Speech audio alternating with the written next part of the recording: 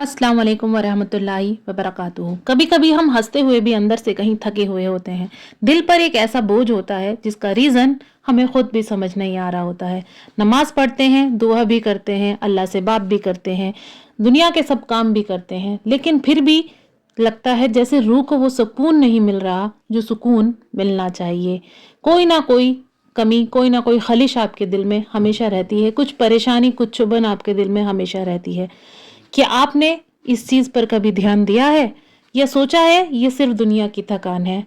लेकिन ये इसके अलावा कुछ और भी हो सकता है। ये आपकी रूह की थकान या फिर बल्कि रूह की पुकार हो सकती है, क्योंकि इंसान का दिल सिर्फ दुनिया से नहीं भरता। चाहे हम कितना भी बिजी क्यों ना हो जाएं, हम कितना भी खुद को सोशल मीडिया पर, काम में, जिम्मेदारियों में, सब चीज़ों में कितना भी बिजी कर लें, लेकिन दिल के किसी कोने में एक खाली जगह, खलिश एक हमेशा रह जाती है। अल्लाह ताला कुरान में फरमाते हैं, अल्लाह बिज़िक्रिल्लाहि तत्मइन्नुल कुलूब, यानी कि याद रखो दिलों का सुकून सिर्फ अल्लाह की याद में है। फिर सवाल ये है, अगर सुकून अल्लाह की याद में है तो हम इतना बेचैन क्यों हैं? अक्सर हम सोचते हैं कि जब तक हम कोई बहुत बड़ा गुनाह नहीं कर रहे हैं, यानी कि हम बहुत गलत काम नहीं कर रहे हैं, तो हम लोग फ्री हैं, हम गुनाह नहीं कर रहे हैं, हमें ज़्यादा परेशान होने की ज़रूरत नहीं है। लेकिन इस्लाम हमें यह सिखाता है कि छोटी लगने वाली चीज़ें भी दिल पर असर करती हैं। बिना सोचे समझे बातें शेयर करना, किसी का मजाक बनाना, किसी से हसद रखना, गुस्सा करना या फिर अल्लाह की याद से गफलत में जाना, ये सब धीरे धीरे आपके दिल को भारी कर देते हैं। और जब दिल भारी हो जाता है तो इबादत में भी वो लज्जत नहीं आती जो आनी चाहिए। यहाँ एक बहुत ही खूबसूरत बात याद रखनी चाहिए, अल्लाह हमसे दूर नहीं होते, बल्कि कभी कभी हम खुद ही अल्लाह से दूर हो जाते हैं। लेकिन अल्लाह की रहमत इतनी वाजी है कि हर दिन हर रात अल्लाह हमें वापस बुलाते हैं। नबी करीम सल्लल्लाहु अलैहि वसल्लम फरमाते हैं, अल्लाह रात के आखिरी हिस्से में आसमान दुनिया पर नुज़ूल फरमाते हैं और फरमाते हैं, कौन है जो मुझसे माफ़ी मांगे, मैं उसे माफ़ कर दूं। सोचिए, जब रब खुद हमें माफ़ी के लिए बुला रहा है तो हम क्यों पीछे रहें? अब एक सवाल ये है कि हम अपनी ज़िंदगी में ऐसी कौन सी चीज़ें शामिल करें जो दिल को हल्का करे, जो हमारे दिल को सुकून मिले, हम चैन की नींद सो पाए और हमारी रूह जो है जिंदा कर दे।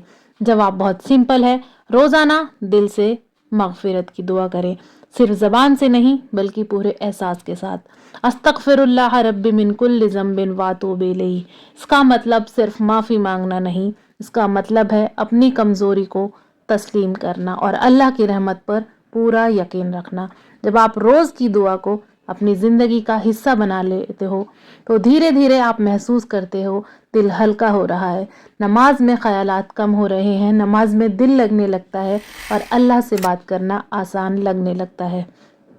कुरान हमें याद दिलाता है, और जो अल्लाह से माफ़ी मांगता है और तौबा करता है वो अल्लाह को बहुत ज़्यादा माफ़ करने वाला पाता है। यह सिर्फ अल्फाज नहीं है, ये अल्लाह का वादा है, और जो रब वादा करता है वो कभी झूठा नहीं होता।